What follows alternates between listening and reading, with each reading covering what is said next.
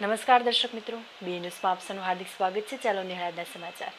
ભાવનગરમાં જોવા મળી પ્રમાણિકતાની મિસાલ। રિક્ષા ચાલક યુવાન દ્વારા મૂળ માલિકને તેનું પડી ગયેલ હીરાનું પડીકું સુપ્રત કરતા મૂળ માલિકની આંખમાં હર્ષના આંસુ સરી પડ્યા। ભાવનગર શહેરની એસસીજી હોસ્પિટલ પાસેથી ગાંચી સમાજના યુવા રિક્ષા ચાલકને રિક્ષામાંથી હીરાનું પડીકું મળેલું। આ અંગે તેણે ગાંચી સમાજમાં યુવા સંગઠનના હોદ્દેદારોને વાત કરતા તેમણે આ અંગેનો એક વિડીયો બનાવી આ પડીકું જે કોઈ પણનું હોય તેમણે ઓળખ આપી લઈ જવા જણાવેલ હતું અને આ વિડીયો સોશિયલ મીડિયામાં વાયરલ કર્યો હતો। આજરોજ રિક્ષા ચાલક ફિરોજભાઈ માંડવિયાના પુત્ર અને ગાંચી સમાજ સંગઠનના હોદ્દેદારોની ઉપસ્થિતિમાં આ હીરાનું પડીકું મૂળ માલિક ચકમપર ગામના રહેવાસી લક્ષ્મણભાઈ શંભુભાઈ રાઠોડ નામની વ્યક્તિને પરત કરતા મૂળ માલિક લક્ષ્મણભાઈએ મુસ્લિમ ગાંચી સમાજ સંગઠનના હોદ્દેદારો તેમજ રિક્ષા ચાલક ફિરોજભાઈનો આભાર વ્યક્ત કર્યો હતો।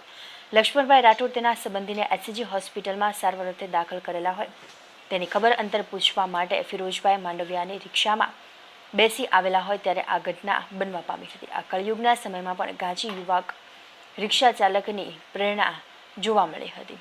અંદાજે રૂપિયા 40 થી 50 હજારની કિંમતના હીરાનું પડીકું મૂળ માલિકને પરત કરતા મૂળ માલિકની આંખમાં હર્ષના આંસુ સરી પડ્યા હતા અને સુપ્રત કરનાર તમામનો આભાર વ્યક્ત કર્યો હતો। લક્ષ્મણભાઈ ચકમપર આ ભાઈએ મને પડીકું હીરાનું ભીડેલું પાછું આપેલું છે। કાકીને જેડી તું ક્યાંથી મળ્યું?